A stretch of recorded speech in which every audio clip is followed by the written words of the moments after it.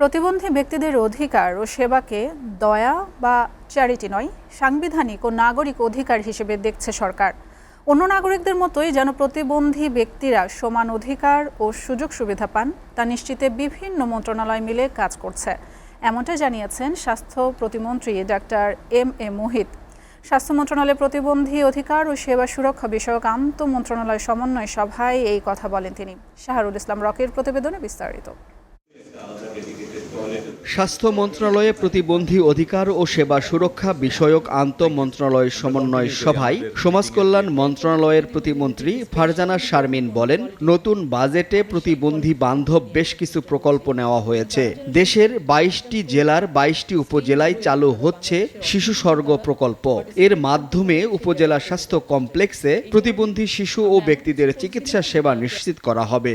প্রতিটা প্রতিবন্ধীর ভিতরে একটি স্পেশাল কোনো না কোনো কোয়ালিটি থাকে, আমরা সেই কোয়ালিটিটাকে তুলে নিয়ে আসার চেষ্টা করছি এবং তারা যেন সেই কোয়ালিটিটাকে মিট আপ করে স্কিলড হয়ে তারা বাংলাদেশের অর্থনীতিতে তারা পার্টিসিপেট করতে পারে, সেই জায়গাটা তৈরি করার চেষ্টা করছি। এই কারণে আমরা এমন কিছু করছি না যেটাকে আমরা আবার বলছি চ্যারিটি হিসেবে ধরা যেতে পারে, আমরা সেটাই করার চেষ্টা করছি যেটা তারা পাওয়ার যোগ্য, তারা পেতে পারে নাগরিক হিসেবে, সেটাকে তাদের কাছে পৌঁছে দেওয়ার জন্য কাজ করছি। এই বিষয়টি নিয়ে আমাদের মাননীয় প্রধানমন্ত্রী অনেক বেশি আন্তরিক এবং উনি খুব ইন্টেন্সলি কাজ করার জন্য আমাদেরকে নির্দেশ প্রদান করেছেন।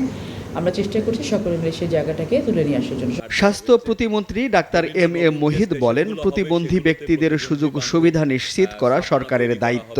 বিভিন্ন মন্ত্রণালয়ের সমন্বিত উদ্যোগে ইতিমধ্যে অনেকটা অগ্রগতি হয়েছে। শিক্ষা ক্ষেত্রেও বিশেষায়িত প্রতিষ্ঠানের পাশাপাশি সাধারণ শিক্ষা ব্যবস্থায় প্রতিবন্ধী শিশুদের অংশগ্রহণ বাড়ানো হচ্ছে। আমরা নিশ্চিত করতে চাই আমাদের মূলধারার শিক্ষা ব্যবস্থাতেও যেন প্রতিবন্ধী শিশুরা অংশগ্রহণ করতে পারে, পাঠ নিতে পারে। পাশাপাশি কারিকুলামে পরিবর্তন, ব্রেইলের মাধ্যমে তাদের শিক্ষা দেওয়ার জন্য ব্যবস্থা করা, সাইন ল্যাঙ্গুয়েজের ব্যবস্থা করা, এই বিষয়গুলোকে আমরা গুরুত্ব দিচ্ছি। যে বড় ধরনের আকারে পরিবর্তন আনতে চাচ্ছি সেটার জন্য বেসলাইন হিসেবে হলেও আমাদের একটা বড় আকারের প্রতিবন্ধিতা বিষয়ক জরিপ করা দরকার জাতীয় পর্যায়ে। আমাদের ডেটা নাই, একটা জরিপ লাগবে এবং আস্তে আস্তে আমরা সমাজে মানুষের মনোভঙ্গি পরিবর্তন করলে প্রতিবন্ধীদের অংশগ্রহণটা বাড়বে।